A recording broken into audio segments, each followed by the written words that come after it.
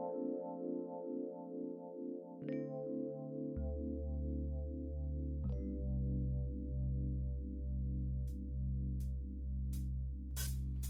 an autism awareness angel, making sure my wings protect the different, the stranger than. I'm an autism awareness angel. It's good, cause I'm cool with the unique behavior. I'm an autism awareness angel. Will you accept me? Cause I accept you. I'm an autism awareness angel, cause a view from the spectrum is a better point of view. The question at hand. Hi, I'm Tally, and welcome back to Autism 30. And I hope you all had a wonderful Halloween night last night and are enjoying or enduring the sugar rush that happens for many afterwards. Today, however, we are going to add just another treat to your trick-or-treat bag by giving you another delight that will not hurt your waistline and hopefully give you a boost of energy and inspiration. Today is the first of our Parent Talk podcast, where we will be speaking to parents of children who have autism, who have immense experience and information to pass on to you and fellow parents in our community. I know that many of you out there, like myself, have learned so much from other parents who have been on the journey, and I've decided to devote a part of the Autism 30 podcast series to speaking with fellow parents who are willing to share their knowledge with you. I also welcome and urge you to please read the disclaimer on the webpage in the Parent Talk box on the autism30.com webpage to inform you more about this segment. If you want to ask our parents or myself questions, please send us an email and we'd love to address and answer them on a future Parent Talk podcast. To send us your questions in an email, please go to the Autism 30 webpage at autism30.com and click on the word contact, then write us. We look forward to addressing your questions that you want answered. We also want to remind you to subscribe and join our mailing list to receive information about upcoming podcasts and information. And if you're listening to us on iTunes, don't forget to write a review and like us and join us on Facebook, Twitter, YouTube, and Google+. Now, for those of you that haven't heard my introduction, which is the first podcast on Autism 30 dated April 2nd, 2015, I'll tell you a bit about myself. I have a boy who is 9 years old and on the spectrum, who is truly without question the love of my life. He was diagnosed at the age of 2, and I've entered into this wonderful world where I've been fortunate enough to meet the following two people. And joining me today is Kathy and Tina. Kathy, can you let our audience know a bit about yourself? Sure, absolutely. I am a mother of two. My oldest son is typical and will be graduating from high school this year. I don't know how that happened. My little guy, who is, I guess, not so little, is 11 years old, and he has autism. He is nonverbal.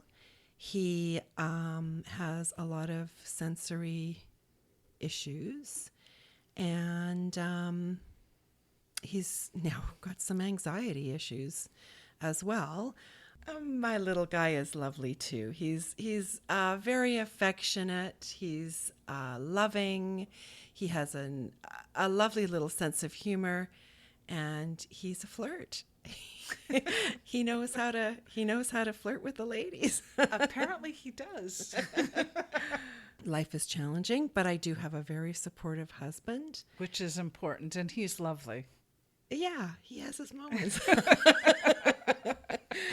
I know so many families break up over the stress of Yes, the I life believe of autism. the statistics right now, I believe, are about 80%. 80%? Mm-hmm. Well, touch wood. So far, so good. My little guy was also diagnosed when he was 2 years old. So we are 9 years into this journey. And it's a part of our life. Absolutely. And Tina, do you want to tell us a bit about yourself? Oh, sure. Thanks for having me on the show. So I have two munchkins as well. My littlest guy is just turned 5 and he's neurotypical. And then my daughter is 7 and she's on the spectrum. And she was diagnosed, just around 3. And yeah, she's certainly a handful. She's adorable, and she's Yes, she extremely is. bright and very loving, and in her true spirit, she's a very happy child. So we're really lucky that way. And it's just everything else gets in the way of her being able to just sort of live out that happiness, and all her sensory issues, her challenges with language. She kind of straddles the line between verbal and nonverbal. She has language, but you can't trust her to use it when she needs it, or she can't answer questions reliably. And she will script a lot. And so, yeah, we have our challenges. And I also have a very supportive husband, I must admit. So, yeah, I consider us sort of playing the long game and just trying to do everything day to day, but trying to think of the sort of end outcomes in mind. And yeah, we're happy to be here, happy to talk about it. That's it. I think the speech pathologist told me that it would be a marathon.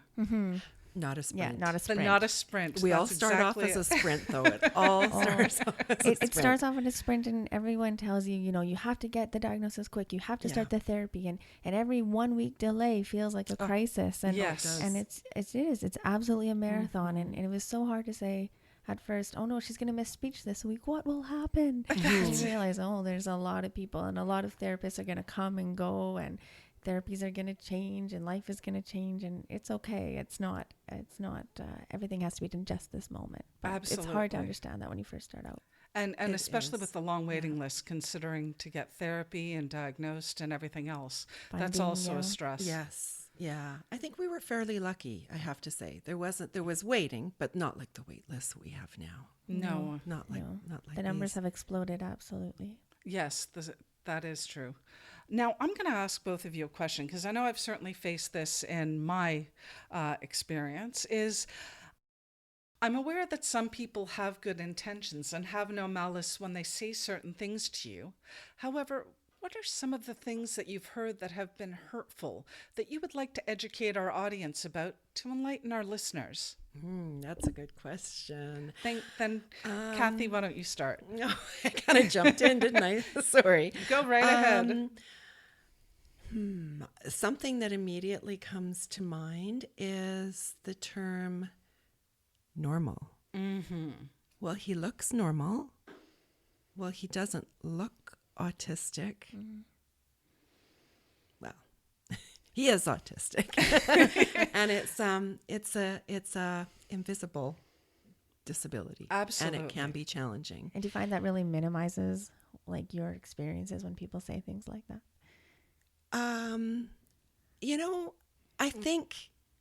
I think your skin gets tougher.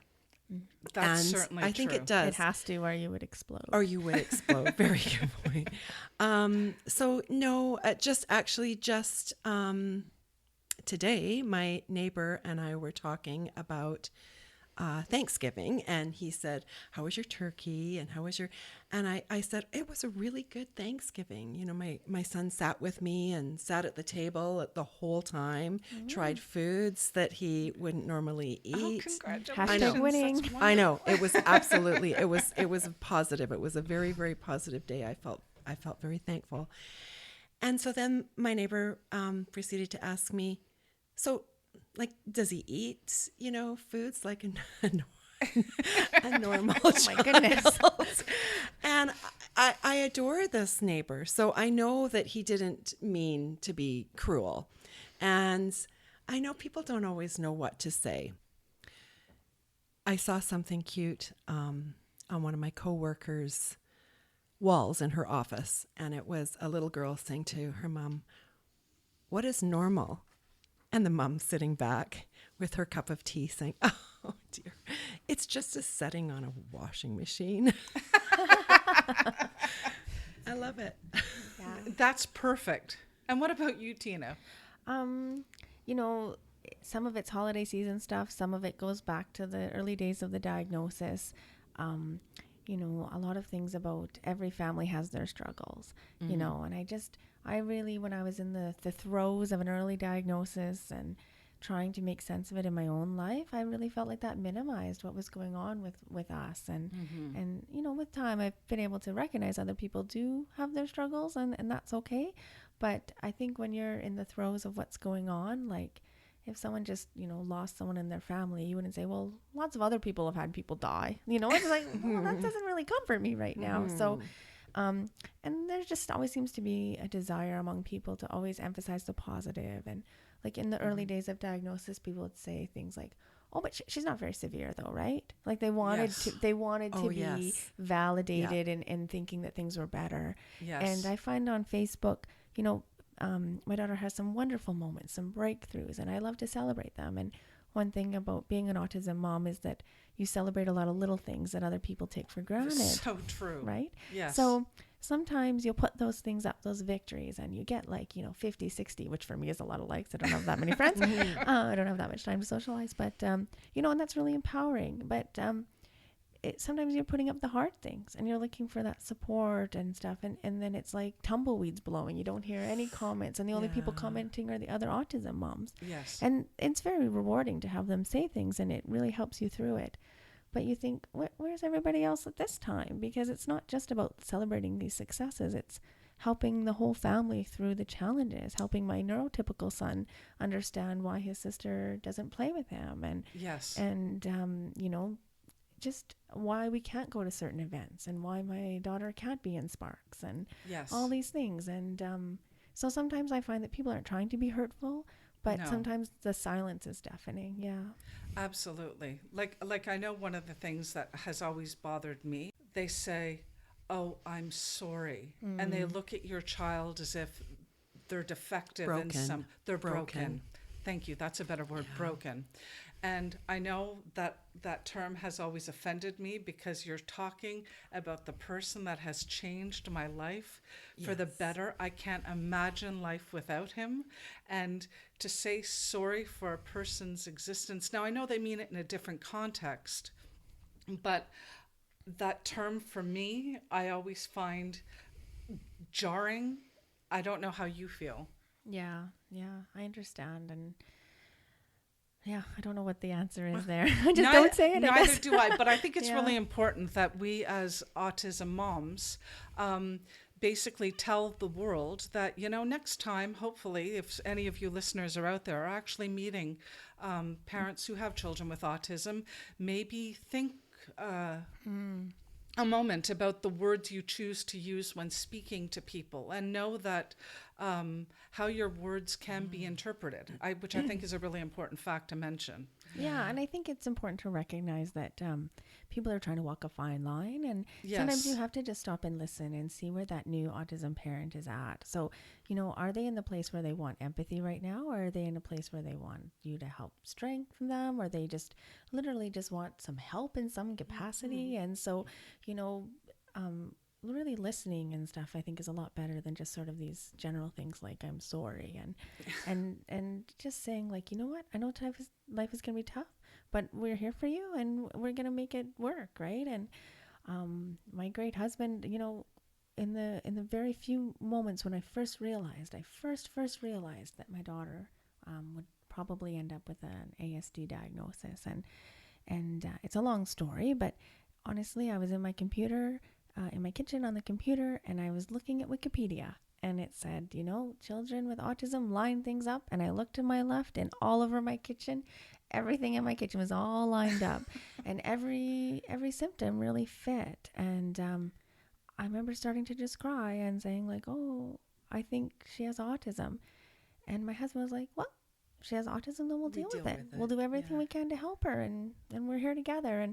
And just that feeling of support, he did it exactly right. And so if you're a spouse out there and you're looking down the barrel of a diagnosis and things are about to happen for you and crystallize, and just think about how you can support each other. And then if it's your friend that's about to get a diagnosis or thinking about a diagnosis, how can you just help them realize that you're there to support them? And like this whole segment is talking about the words matter, and how you phrase things can accidentally be hurtful. So just a little bit of intention in what you say can go a long way. Absolutely. And everything so you well just said. said is, yeah, So very well well said. said and great information to be out there. Now, I know both of you have mentioned in your comments about the holiday season, which I think is really important to mention because it's gone past and it's coming up as And well. it's challenging. Yes, it is. So I would say, because there won't be another Parent Talk segment before the new year, I wanted to talk about issues that arise from many parents the holiday season. This holiday season, Canadian Thanksgiving and Halloween that just passed, Thanksgiving for those of you in the United States, Diwali, Christmas, Hanukkah, Kwanzaa, New Year's, etc. What are some of the issues that have come up with your children during this time, and how do you prepare your child so that the holidays are successful? Kathy, how about you? Holidays are difficult. We're not a typical family. It doesn't look, I think we all have this idea of how things should look. And it never looks like that. Never does. Rarely. We're not a typical family. There is so much planning and organizing. Halloween, for instance, we pull out books, pictures from the previous Halloween. It's a little bit easier now that he is 11, but in the beginning, he didn't understand why were we going up to people's doors, why were we saying trick or treat, and we didn't get to go in when they opened the door. My daughter ran into so many houses. As did Awkward. I know. So yes, we did a lot of work of, and we're going to go to the doors and we're going to say trick or treat, and they're going to give us treats. And that's really cool. But my son is on a special diet, so he doesn't get to eat very many of the treats. Luckily, because of his food sensitivities or texture sensitivities or issues, Yes. he's not interested. But so it's just the adventure of being out in the neighborhood. We do a lot of visual preparation. Sometimes we do social stories, a lot of pictures about previous things. I take a lot of pictures, and I do make a lot of books, and we do look at them together and talk about them. Yes. And I think that really helps. Then there's when you go to a door and you have a nonverbal child who's standing there with, not a great look of enthusiasm on their face. Yes. And the people are so excited to put their goodies in their little bags, and your child just turns and walks away. Or screams. Or screams. Or tries to grab all of the candy. Yes. All of the entire thing of candy. And it's like, no, not allowed. Just one. Yeah, it's challenging. I make a point, because my son is nonverbal, to speak for him, and we do some sign language. So we'll go to the door, and after we get our treats, I always kind of lean down and sign, thank you, and get him to try and sign, thank you as well. That's great advice. I think so that the neighbors know that, I'm just not a bad mom with an impolite child. Yeah. But yeah, that's just one of the holidays. And what about the ones coming up? A question I often get asked as we're approaching Christmas is he excited about Christmas? I'm like, oh, it's so hard. I don't know if he really truly understands what it's all about. Mm-hmm. It's a tough one. It's kind of sad. We used to have a lot of family. We were sort of Christmas central at our house. Yes. And we would be entertaining days before Christmas. We'd have out-of-town relatives staying with us. We would entertain days after Christmas. And it was kind of party central. And a few years ago, we discovered that really it was way too overwhelming for my son. Yes. Way too overwhelming. And there was one Christmas where we said to all of our family, we can't see you this year. Yes. It was just, it was too much. We also have ornaments on our tree that turn, the Ornimotions. Yes. And that do fun sounds and things like that. And we had to turn them off because I think just the constant, we're not aware of it, but I think that was really sending him over the edge, was Yes. just that constant noise in the background. So that, yeah, it's hard, and you're out of school and you're out of your normal routine. And there's a lot of stress that we as parents just cope with over the holidays. And I'm sure our kids are so sensitive, and they pick up on our stress, and it just adds to their own stress. And I love Christmas, but it is not the same as it used to be. Yeah. And I do hope that one day we'll be back to the way it used to be. But for the time being, we celebrate Christmas Eve, we celebrate Christmas Day, and we always have some friends pop in on Boxing Day, and that's it, we're done. Yes. And lots of out for walks and lots of just quiet downtime. And it's really pretty where you live. So going for walks is you. beautiful. And what Walks are about you, nice. Tina? Oh, yeah. So many challenges around Christmas. I think expectations of others. And Yes. then it's just a mind game. What are they expecting of you? What do you expect that they're expecting of you? And then are you living up to those expectations? Is your daughter living up to those expectations? Are you ruining Christmas for everybody? And it's just, it's just a layer upon layer. And there's just so many ways to feel guilty around Christmas, I think. And so, it's learning how to let go, how to love yourself, love your family the way it is. And like you said, not living up to these ideal images, and just everything from gifts. Like my daughter's 7, but she can't play, like she doesn't know what Monsters High is or whatever, these bad girls. I don't know what the kids her age are listening to. And, she likes Paw Patrol. And so, but at the same time, something may be Paw Patrol, but the way that you play with it is too young for her. So she's got this weird mix of needing something age appropriate, but also not. And people come to you and they expect you to know. I mean, I work so hard to find one thing that I can buy her at Christmas, let alone trying to find a gift idea for everybody. And they all want to be the grandparent that gets that perfect gift. And one year I just said, you know what? She loves those musical cards. Just my mom just went out and bought her like 15 musical cards and like Halloween cards, birthday cards. It didn't matter. She just loved musical cards and tissue paper and boxes. Yeah, just anything. It just has to be fun, right? So, and it's just, when we're traveling, so we travel to another province for Christmas, and is trying to find some space, right? So what worked really well and might work for other families is we just designated a room. We put a Pete the Cat poster on it because at the time she really liked Pete the Cat, and my mom happened to have one of those kicking around. So it really worked out to have something that my daughter could say. She could say Pete the Cat room. And it was just a place that she knew that she could get away. And we were lucky in that at this point she was, 6 and kind of knew, had learned in her own body that she needed to get away. So if your child is younger, you have to look for those, nonverbal cues and stuff to know when a break is needed. So she had a place to go, and that was great. But I did find that I felt really cut off from her. I felt like I had to... in order to see my family that I traveled to another province to see, then she was in the room alone. So my husband and I would take turns going into that room, and then you're feeling like you're missing out. And that's okay. I mean, I enjoyed it.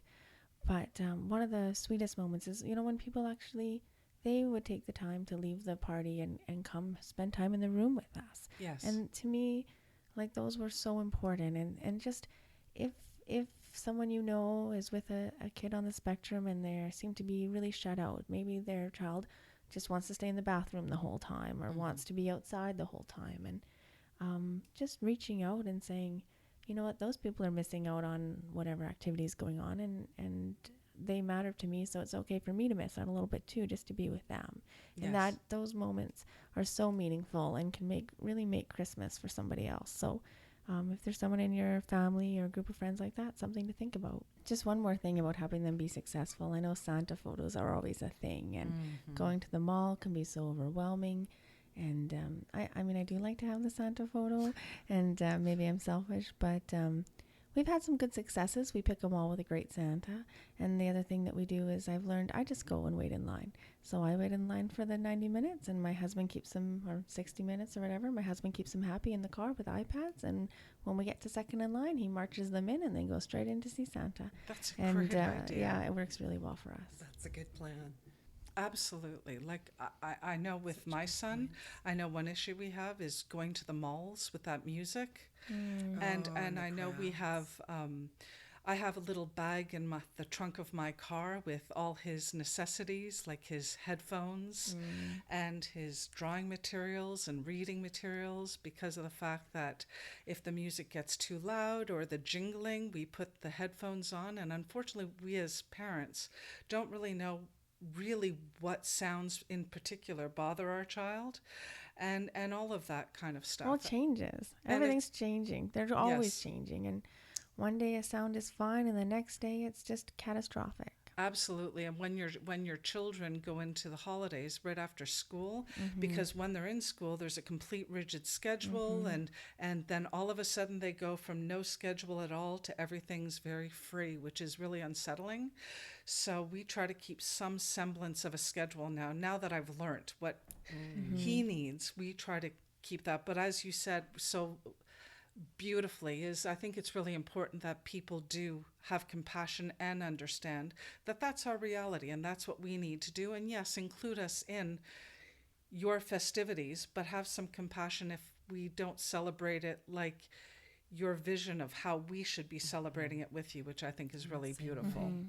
Now we are running out of time, so I'm just going to ask. It flew by. It flew So by. much more I just thought of.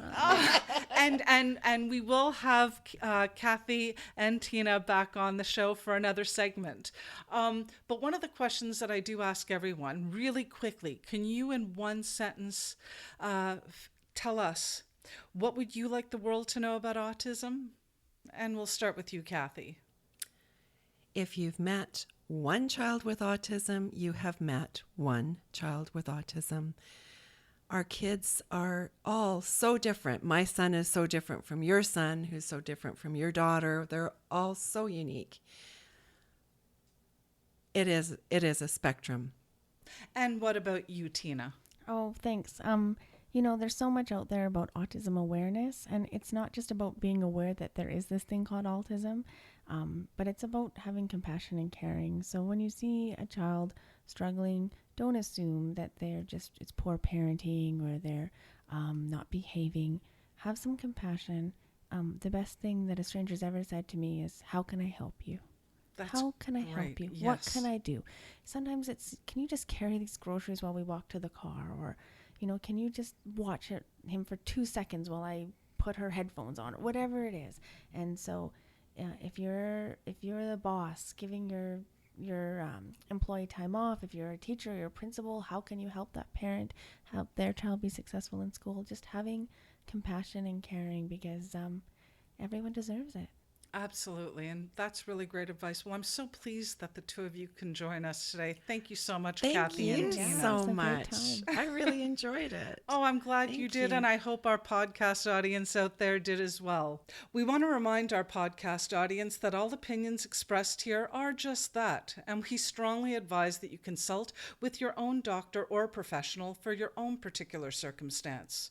We hope you've enjoyed the first of many Parent Talk podcasts to come, and we look forward to answering all of your questions, so don't forget to write in on autism30.com. And until next time, this is Tally telling you to live in love. Hey yo, I'm an autism awareness angel, making sure my wings protect the different, the stranger than I'm an autism awareness angel. It's good.